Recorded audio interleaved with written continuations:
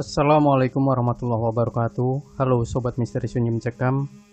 Kembali lagi kami hadir bersama Anda. Tentu seperti biasa, kami akan menyuguhkan cerita-cerita misteri yang menarik. Dan untuk kesempatan kali ini kami akan berbagi sebuah kisah nyata misteri yang berjudul Buat Bangkrut Usaha Orang dengan Teluh Air Mandi Jenazah. Cerita ini penuturan langsung dari Ina, 35 tahun, ketika makan siang di salah satu warung soto yang terkenal di bilangan Jakarta Barat. Menurutnya, ia tidak pernah menyangka ternyata persaingan di dalam usaha kuliner demikian ketat dan teramat menakutkan. Salah langkah selain bangkrut, kadang ada juga yang gila, bahkan sampai kehilangan nyawa. Peristiwa ini dialami langsung oleh Iwan yang membuka cafe Z di salah satu ruas jalan alternatif yang ramai di pinggiran Jakarta. Ketika Wak Harun, kakak dari ibunya, meninggal, keluarga itu sempat mengalami guncangan ekonomi yang luar biasa. Maklum, ketika sakit, Wak Harun harus menguras tabungan, bahkan menjual beberapa jenis perhiasan miliknya. Alhasil ketika ia meninggal, Wak Tari nekat menjadi ART di Hong Kong. Sementara Iwan, putra semata wayangnya yang kala itu duduk di kelas 11 salah satu SMK, dititipkan pada keluarga kami. Tujuannya satu, agar bisa menabung dan menyekolahkan Iwan sampai ke jenjang yang lebih tinggi lagi. Alasan itu membuat semua keluarga dengan berat hati melepaskan kepergian Wak Tari untuk mengadu nasib di rantau orang. Ternyata Iwan pun tidak menyia-nyiakan keinginan ibunya. Ia terus saja belajar dan belajar untuk mengasah kemampuannya dalam bidang tata boga sebagaimana sang ibu.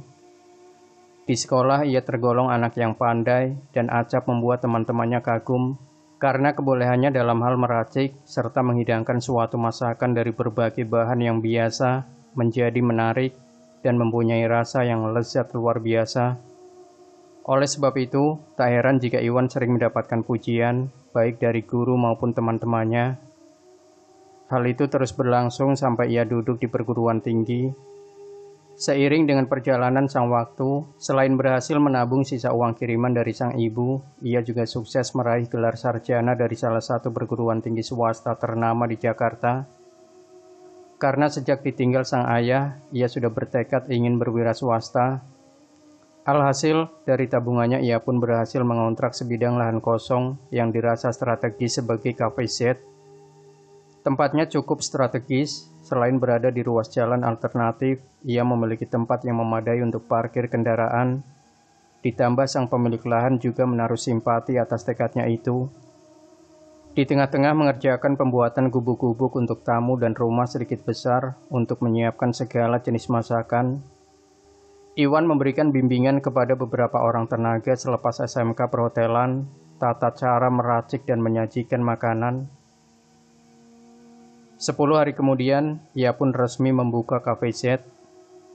Dewi Fortuna tampaknya begitu dekat dengan dirinya. Buktinya, cafe Z itu selalu saja ramai didatangi pengunjung. Mereka datang silih berganti. Kadang ketika malam liburan, ada pula yang datang dengan membawa keluarga atau teman-temannya. Dalam waktu singkat, tak sampai 5 bulan, cafe Z-nya sudah menjadi buah bibir di kalangan remaja atau keluarga muda.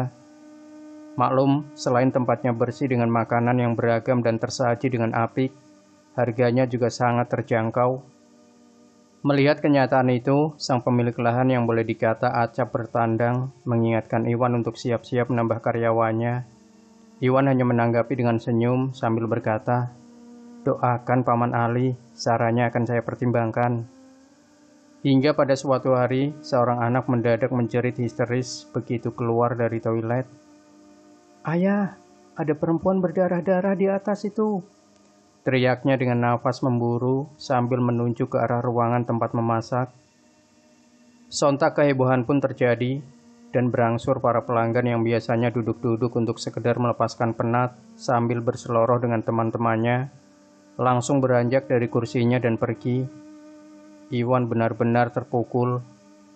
Dan sejak itu, cafe Z-nya mulai ditinggalkan oleh pelanggannya. 2 purnama berlalu, tak ada perubahan. Pelanggan praktis hanya 1-2 orang saja yang datang. Iwan mulai dilanda keputusasaan.